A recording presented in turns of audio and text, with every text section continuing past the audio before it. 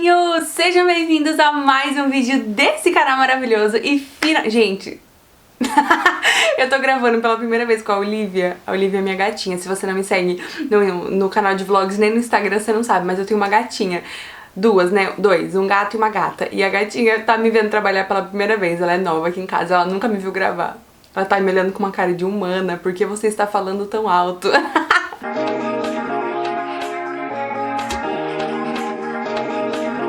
Finalmente estamos de volta com o quadro Crentez.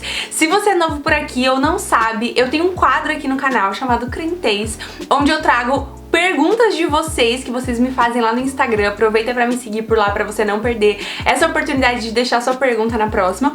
E falo sobre o que a Bíblia diz. É basicamente uma aula pra crente. Eu lembro que eu tinha muita dúvida sobre a Bíblia no começo, tenho até hoje, não sei tudo da Bíblia, não sou formada em teologia ainda, mas quero um dia ser, quero fazer seminário, mas esse é um papo pra outro dia. E eu procurava muitas respostas no YouTube e eu só encontrava às vezes pessoas muito mais velhas do que eu que não comunicavam na mesma linguagem. E eu sentia falta disso, então por isso eu trouxe esse quadro e eu trago somente aquilo que eu aprendi mesmo com a Bíblia. Você não é obrigado a acreditar 100% em mim, vá para a Bíblia, estude a Bíblia é a palavra de Deus, eu creio que ela contém toda a verdade, Jesus é a única verdade. Então aqui a gente tem uma resposta e manual para tudo e a gente pode aprender juntos. E essa é a grande paixão da minha vida, estudar a Bíblia, falar de Jesus, conhecer Jesus, ter relacionamento com Deus. É para isso que eu e você nascemos, para sermos conhecidos por Jesus e fazermos ele conhecido e conhecê-los. Então é isso, esse é o quadro Crentez. Separei as perguntas lá no Instagram, como eu disse, e você tá super convidada a me seguir por lá para não perder também os outros conteúdos. Mas antes de começar, deixa seu like e se inscreve nesse canal maravilhoso. Aqui tem vídeo toda terça, sexta e domingo ao meio-dia. No canal de vlogs tem vlog de rotina todo sábado, meio-dia ou 6 horas da tarde, mais pra 6 horas da tarde. De quinta-feira tem live de devocional às 6h30 da manhã lá no meu Instagram. A gente lê a Bíblia juntos, oramos, fazemos o devocional, temos esse tempo delicioso juntos. Já tá rolando algumas semanas e tá sendo sensacional, cheio da presença de Deus, então você tá convidado a estar lá com a gente também. E às 11 da manhã, na quinta-feira, tem VicaCast, que é o meu podcast, onde eu falo também sobre vida cristã, sobre inúmeros assuntos. Eu quero trazer aí a realidade da vida cristã de uma forma descontraída, bíblica e sem censura. Então eu vou falar de absolutamente tudo por lá. Você pode ser membro desse canal e participar comigo do meu clube de leitura para mulheres cristãs. Clicando aqui embaixo você vai ter acesso a tudo que você precisa para saber como participar. E clicando em Seja Membro você já vai ver ali o meu vídeo também de abertura explicando todos os detalhes. Vem participar com a gente desse clube que tá incrível e vamos ler livros maravilhosos de ficção e não ficção aí durante até o final do ano. E vai ser incrível. Tem grupo no WhatsApp, live, brinde, sorteio, tem de tudo e vale muito a pena. Corre se inscrever pra pegar já a primeira leitura. Se você não quiser fazer nada disso, mas quiser me ajudar de alguma forma, você pode comprar livros com o meu link. Aqui embaixo tem link da Amazon e comprando através deles você ajuda muito o canal a crescer. E é isso, eu acho que esses são os recados paroquiais. Vamos logo porque tem muita coisa boa pra gente falar nesse vídeo. Bom, como eu disse, peguei as perguntas lá no Instagram que vocês deixaram pra mim e tem muita pergunta boa. Normalmente eu respondo poucas perguntas nesse vídeo, vai aí de 5 a 6, porque é muita coisa pra gente falar e eu quero ir a fundo, eu quero trazer realmente embasamento, não quero só dizer sim e não, acabou. Quero ir fundo nisso e por isso eu seleciono poucas perguntas. Já vai deixando seu like se você tava com saudade desse quadro por aqui. Vamos lá! Primeira pergunta. O que você acha quando a igreja não apoia muito a amizade muito próxima entre menino e menina? Eu aplaudo, eu agradeço a Deus, eu glorifico de pé a igreja, porque a amizade muito próxima, muito íntima, cheia de intimidade, fala de bom dia, boa tarde, boa noite, e ele é o melhor amigo da minha vida, é muito perigoso. Se você não tem interesse nessa pessoa, ou se ele não tem interesse em você, ou algum dos dois em algum momento começar a ter, ou pior ainda, uma pessoa de fora não chegar até você romanticamente porque ela acha que você namora com seu amigo. Então assim, gente, é muito perigoso a amizade muito próxima entre homem e mulher, é muito fácil ter defraudação, e eu creio solenemente que a pessoa mais próxima da nossa vida, o homem, né, o sexo oposto, a a pessoa que mais pode ser próxima da gente é o nosso cônjuge. Então vai ter lugares íntimos da sua vida e da sua alma que não podem ser compartilhados com qualquer pessoa. E se você é solteira, é pra você compartilhar isso com sua amiga ou somente com Jesus, gente. É muito importante a gente ter segredos, coisas que são só nossas. E a gente não precisa ter amizades, esses elos inquebráveis com um amigo. A gente pode sim ter amigos do sexo oposto. Eu tenho muitos amigos homens, mas eu sei o meu limite com todos eles. Não fico abraçando, não fico de declaração, te amo pra lá, te amo pra cá. Óbvio que eu amo eles, mas não é aquela melação, aquela coisa entregue, romantizada. Meu Deus, nós somos grudados e toma um presente pra você e boa noite, meu querido, eu sonhei isso e meu coração tá sentindo. Não, a gente precisa ter limites nos relacionamentos pra gente guardar o nosso coração, que é um grande tesouro. A Bíblia vai nos dizer lá em Provérbios que aonde está o nosso coração, aí está o nosso tesouro. E se a gente abre ele pra qualquer pessoa de qualquer forma, mesmo sem nenhum tipo de interesse, de uma maneira totalmente inocente, a gente tá dando muito espaço pra ferir tanto o nosso coração quanto o do outro. Pode ser que vocês dois sejam só amigos mesmo, nunca gere interesse de nenhuma das partes, mas pode ser que alguém, um homem incrível que tá te vendo de fora, não se aproxime porque ele acha que porque ele acha que você tá amigo demais dessa outra pessoa. Eu, depois de cristã, tive uma amizade em que a gente era muito amigo, era bom dia, boa tarde, boa noite, telefone, FaceTime e não sei o que. E quando ele começou a namorar, a nossa amizade acabou. E foi aí que eu percebi que a nossa amizade não estava num lugar saudável, porque, a partir do momento que essa outra pessoa começa a namorar e eu sou quem ele conversa o dia inteiro, não faz sentido, é desrespeitoso, é imaturo e eu não aconselho de nenhuma forma que a gente passe esse limite com um amigo. Então, por favor, gente, se entreguem somente para aquele que vai ter o seu coração para sempre. Guarda seu coração no Senhor. Não fica com essas coisas. Eu sei que isso é muito comum em adolescência, mas você pode ser um adolescente diferente, posicionado, que não vive a sua vida como todos os outros. Guarda o teu coração, isso é muito importante. Vamos lá, em segunda pergunta. Novos convertidos podem ensinar na igreja? Não. Nós temos a resposta para isso lá em 1 Timóteo 3:6, onde Paulo vai instruir como devem ser as pessoas que falam na igreja, né? Os pastores, bispo, presbítero, enfim, ele vai falar de diáconos, ele vai trazer esse respaldo bíblico, essa indicação e direção teológica para dizer como a igreja deve andar e quem deve cuidar da igreja. Ele vai dar lá, por exemplo, pastores, não se deem por bebida, sejam homens de caráter, sejam posicionados, cuidem da sua família, cuide primeiro da sua família. Ele vai dar toda uma direção para a igreja de como se posicionar e como andar segundo a palavra e como comandar a igreja segundo o coração de Deus. E uma das coisas que Paulo fala lá no versículo 6 é justamente que o neófito, o novo na fé, não deve se entregar, não deve estar falando no púlpito, até para não se perder e não ser feito de vergonha pelo diabo. E isso é muito importante porque eu me lembro de mim. Quando eu comecei na minha fé, na minha caminhada, eu já tinha essa plataforma da internet e eu falei muita besteira nesse tempo aqui. Eu cheguei a falar absurdos que glórias ao bom Deus, eu encontro a misericórdia do Senhor e o perdão dele, porque eu falei muitas coisas horríveis na internet por causa da falta de sabedoria, da falta de conhecimento bíblico, da falta de maturidade espiritual. Cada coisa tem o seu tempo, gente. Se você tem o seu dom, se você sente que você foi chamado a ensinar, por exemplo, esse lugar de pastoreio, espere, se prepare, finque suas raízes. Não precisa sair ensinando agora. Deus não deixa as nossas promessas em vão. Ele não diz algo pra nós que não vai se cumprir. Confie no Senhor. Se Ele tá te chamando pra isso, Ele vai te levantar no tempo certo. Mas descanse e não pule o tempo, estude, conheça a Bíblia, vá profundamente nisso pra que você não seja envergonhado, pra que a igreja não seja levada pra um caminho de erros. Eu frequentei uma igreja aqui em Maringá, hoje é uma igreja, né, que era um movimento completamente perdido teologicamente, cheio de heresias, e isso se dava por pessoas imaturas na fé, novos convertidos, que queriam, obviamente, fazer algo bom, mas não estavam centrados na palavra. Gente, a gente tem isso aqui, é a coisa mais valiosa do mundo, a Bíblia é muito valiosa, então vamos mergulhar nela, aprender com ela, deixar ela ganhar espaço no nosso coração e esperar a maturidade, e aí a gente pode ensinar. Seja discipulado, é muito importante discipular e depois discipule. Eu passei por todos esses caminhos, eu fui discipulada, eu fui cuidada, até hoje eu sou acompanhada, porque é importante a gente andar com alguém pra sempre ter alguém pra prestar contas.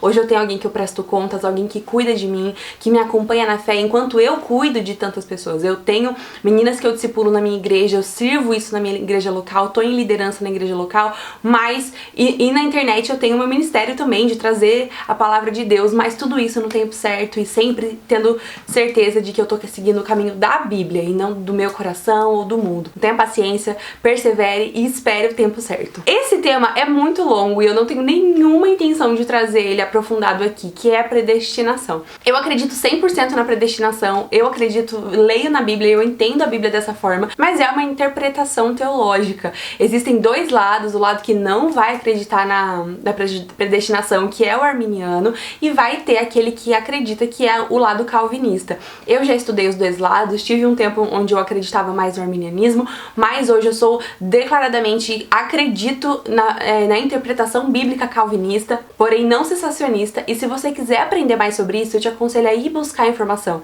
Eu não tenho a base teológica para ensinar alguém sobre isso, eu falo sobre isso com as pessoas que estão perto de mim, sobre minha igreja local, minhas discípulas, quem tá perto mesmo, mas não preciso tá trazendo isso na internet, até porque tem muito conteúdo valioso aqui na internet sobre isso. Procure, tem muitos podcasts que falam sobre isso, canal no YouTube, pregações, tem de tudo. Mas o que eu quero deixar é, a crença calvinista ou arminiana não é determinante para salvação, não é heresia um ou outro. Acreditar em um ou outro não muda o seu viés de salvação, ele não é determinante para entrar no céu. Isso não muda, não é importante, não vai transformar a sua vida de dentro para fora. É apenas uma interpretação teológica que vai te direcionar na hora de ler a Bíblia. Então vai estudar se você tem interesse, se não tem também, não precisa, deixa isso pra lá. Por que pessoas morrem e adoecem? Em que sentido isso não é culpa de Deus? Cara, eu vejo essa pergunta em muitas outras coisas, porque tem fome na África, e eu vejo muito isso como um resultado de um problema que a gente tá vendo muito hoje na igreja brasileira. A nossa igreja brasileira precisa ser discipulada no centro da Bíblia. A gente infelizmente vê uma falta muito grande de conhecimento bíblico de todo e qualquer crente. Por isso que eu falo, a gente lê a Bíblia. Quando a gente lê, estuda e vai a fundo na Bíblia, a gente sabe por que as coisas são como são. Aqui tem resposta pra tudo. E eu entendo a partir da criação, daquilo que a gente lê no Gênesis, por que o mundo é do jeito que tá. E ele conversa com toda a Bíblia. A gente lê aqui em Gênesis 3, quando a queda do homem acontece, quando o homem e a mulher comem do fruto proibido. E depois, lá em Jesus, quando ele vai dizer, no mundo tereis aflições, mas não tenham medo, porque eu venci o mundo, a gente entende muito dos panoramas, do porquê que o mundo é desse jeito e o que Deus nos dá de esperança e graça, que é a vinda de Jesus, que muda a minha e a sua história. Então, eu tenho feito as lives no meu Instagram, onde eu trago esse entendimento bíblico, porque a gente precisa ter raiz bíblica. E se você não entende Gênesis 1, 2 e 3, você muito provavelmente não vai entender nem por que Jesus veio. E tem mortes e doenças por conta de Gênesis 3. Em Gênesis 3, homem e mulher vão e desobedecem a Deus e comem do fruto que não poderiam ter comido, que é o fruto do bem e do mal, da árvore do bem e do mal, onde eles querem se parecer com Deus, onde eles escutam o ego, a voz do eu, a voz do orgulho, e a partir desse desejo de ser maior ou igual a Deus, que eles vão e comem do fruto. Esse ato é o ato que condena toda a humanidade a um destino de pecado, feito por homem e não por Deus. E esse que é o ponto. A morte não é algo que Deus desejou pra mim e pra você, tanto que Jesus vem e rasga o véu e muda a nossa história e nos dá a vida eterna. Sem Deus é morte eterna, é uma vida de inferno, uma vida de perdição. Com Jesus é vida abundante, salvação, eternidade, alegria eterna, um lugar onde não vai ter dor, não vai ter pranto, não vai ter tristeza, não vai ter doença e nem morte. E esse que é o ponto. Deus não está matando as pessoas. O pecado trouxe a morte para a humanidade. Nós não iríamos morrer, nós não fomos feitos para morrer. E é por isso que a gente se indigna tanto com a morte.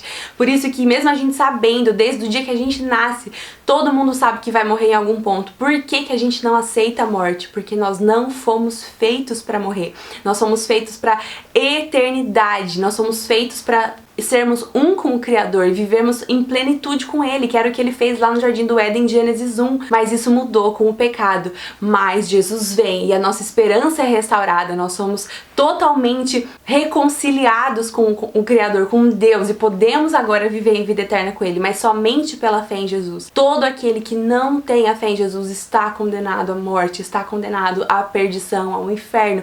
E isso é algo que não é pregado hoje, e é um absurdo. O inferno é real, mas nós não podemos pregar o evangelho por medo do inferno, mas por desejo da eternidade, pelo desejo de estar com Cristo, de estar com aquele que nos criou e ter a alegria eterna de participar do banquete com o Cordeiro e dar glórias a Deus por toda a eternidade, cantar santo, santo, santo. Eu sei que é um raciocínio muito longo que eu tô trazendo em pouco tempo, porque eu quero te convidar a ler a Bíblia. Busque um discipulado bíblico, busque estudo bíblico, estude Gênesis. Se a gente não sabe de onde a gente veio, a gente não sabe pra onde a gente tá indo, a gente não descobre quem a gente é. Gênesis 1 é o lugar que nos finca na nossa identidade. Eu tô trabalhando isso com vocês nas lives lá do Instagram, mas eu quero te convidar a buscar isso, a estudar Gênesis 1, 2, 3, 4, entender a criação do mundo, entender a história do povo de Deus, a aliança, o que ele fez por nós, o que ele prometeu pro seu povo e o que Jesus vem fazer. Porque se a gente não entende o que o pecado fez, o problema do pecado, o nível de importância que tem o pecado do nível ruim pra gente, a gente não entende por que a gente precisa de um Salvador. Então a gente precisa entender Gênesis 1, 2 e 3 pra entender por que precisamos de Jesus. E o mundo hoje está perdido porque não sabe de onde veio, por quem foi feito, do que precisam e da sua condenação. O mundo tá caído, perdido, porque não entendeu o que Deus fez no Éden e o que aconteceu a partir dali. Então, por isso existem mortes e doenças, por conta do pecado. Mas Jesus vem e transforma a nossa vida e na eternidade seremos alegres e eternamente felizes, na plena satisfação dos justos com o Senhor. É pecado não querer ter filhos? Eu não vejo em nenhum momento na Bíblia uma frase em que diz é pecado não ter filhos. Mas, voltando pro que eu acabei de dizer, quando a gente entende a criação, quando a gente entende que a família é o plano perfeito de Deus, a gente entende que reproduzir é uma ordem que Deus nos deu. Ele diz lá em Gênesis 1, 28, vão e reproduzam, dominem a terra, multipliquem-se. A partir dessa ordem, Deus instaura a certeza de que a família é a forma de governo que ele instituiu para a terra. Ele quer ver a família crescendo, levando o reino dele, dominando, multiplicando sobre a terra. E a partir do momento que você não deseja isso, eu te chamo para se perguntar: por que você não quer ter filhos? Olha, eu digo assim com ousadia e com temor de que 98% das vezes é uma razão egoísta. É uma razão de, o mundo tá muito ruim, não vou colocar mais uma criança aqui.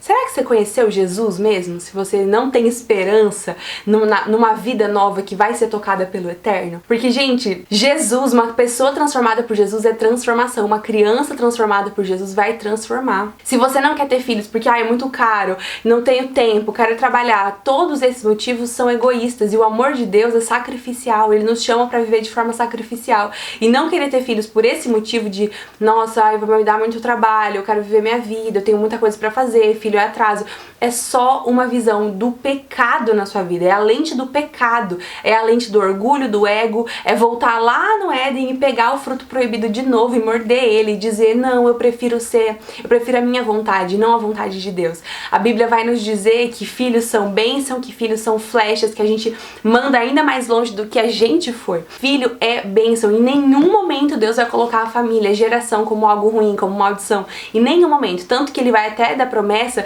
de rendição e bênção para os filhos. Por exemplo, se o pai, aqueles que me traem, eu não perdoo até a terceira geração, mas aqueles que me amam, eu vou amar por conta deles por milhares de geração. A promessa de Deus para geração é infinita. Ele tem prazer na família. Deus não é Deus de Abraão, Deus é Deus de Abraão, Isaac e Jacó. Ele é Deus da minha mãe, do meu pai, meu e do meu filho que virá. Ele não trabalha em um. Deus não é Deus de um. Deus é Pai, Filho e Espírito Santo. Ele gosta da família, tem prazer na família. E o ter filhos é algo tão divino, tão santo, tão maravilhoso no sentido espiritual e eterno, que é a única forma do homem tocar a criação única. Tudo que a gente faz na Terra hoje, tudo é repetição ou cópia de algo que já existe. Mas a vida é algo que é totalmente do zero, do nada. São dois que viram um e fazem mais um. É uma coisa tão maravilhosa que não tem como não ver a mão do Criador nisso. Tem um capítulo só sobre isso no meu livro. Se você quiser comprar, tem link aqui embaixo. E eu falo muito sobre como filhos fazem parte do plano de Deus pra nós. E como querer ter filhos é entender o plano de Deus pra humanidade. Quanto mais o tempo fica difícil, quanto mais a gente vê essas brigas ideológicas, a política, o mundo caindo, mais eu quero ter filhos. porque eu vejo nos meus filhos a esperança para um futuro e não, meu Deus, coitado dos meus filhos. Não, eu creio no evangelho, eu sei que o evangelho transforma e crianças transformadas pelo evangelho serão transformadoras. Um crente e um católico podem ficar juntos? Nós lemos em 2 Coríntios 6 que o crente não deve se colocar em julgo desigual. Paulo dá uma direção clara para isso. E o jugo desigual é o quê? O jugo é aquele, eu não sei o nome, outra palavra para isso, mas é um peso que unia dois bois para que eles andassem juntos para arear a terra. Isso é uma palavra usada daquela época, que era muito comum naquele tempo, e que, se você parar para entender o que é e como ele funciona, você consegue entender melhor o jugo. Quando você se casa com alguém que tá andando pro mesmo lugar que você, é muito fácil vocês dividirem o jugo. Agora, se você se casa com alguém que tá com um jugo desnivelado e tá indo para outro lugar, vocês não vão andar. Vai parar e vai causar atrito, dor, sofrimento. A terra não vai ser areada e não vai ter propósito nesse lugar. Em algum momento, o crente e o católico, eles vão entrar em discordância. Em muitos. O crente católico tem muitas diferenças teológicas, de crença, de religião. O católico, ele tem muitos dogmas. Na verdade, todos os dogmas católicos não são bíblicos, eles são doutrinários, eles vêm da tradição católica. Coisa que nós, protestantes, não acreditamos e não concordamos. Para nós é só sola escritura, é só a escritura que tem verdade divina e sagrada na nossa vida. Então, só aí já muda muito a perspectiva de como viver a vida. Imagina você casada com um católico que é muito praticante, que tem fé total no catolicismo, e você não quer batizar a sua filha e consagrar ela para Maria. Porque pro viés teológico protestante isso não faz nenhum sentido, porque Maria é uma mulher como eu e você, e morreu e está no céu como nós iremos, entende? Não, ela não é uma santa, ela não é uma divindade. Assim como santos, orar para santos, ter essa terceirização da fé, são coisas que nós evangélicos não acreditamos. Eu acredito sim que católico é cristão e que ele é nosso irmão na fé, com certeza, professam Jesus como Senhor e Salvador, é nosso irmão. Mas as crenças são muito diferentes. E eu penso no dia a dia, pensa no seu dia a dia, como vai ser difícil. Você vai na missa, você vai tomar a Eucaristia, você não acredita dessa forma, ou então ele não vai acreditar nos nossos ritos evangélicos, na própria Santa Ceia. Para ele vai ser um absurdo, porque a gente não vai estar vivendo o sacramento para ele, que é a Eucaristia. No geral, vai ser muito difícil, vai ter muito mais desnivelamento do que nivelamento. Em algum momento, um dos dois vai ter que ceder. Você quer ceder a sua fé? Eu não aconselho, de maneira nenhuma. Casa com o crente, menina, e deixa o católico casar com a católica, e tá tudo bem. Inclusive, católicos, vocês são muito bem-vindos aqui, hein? Pelo amor de Deus. Então é isso, espero muito que vocês tenham gostado do vídeo. Deixa seu like se você gostou e se inscreve nesse canal pra não perder nadinha.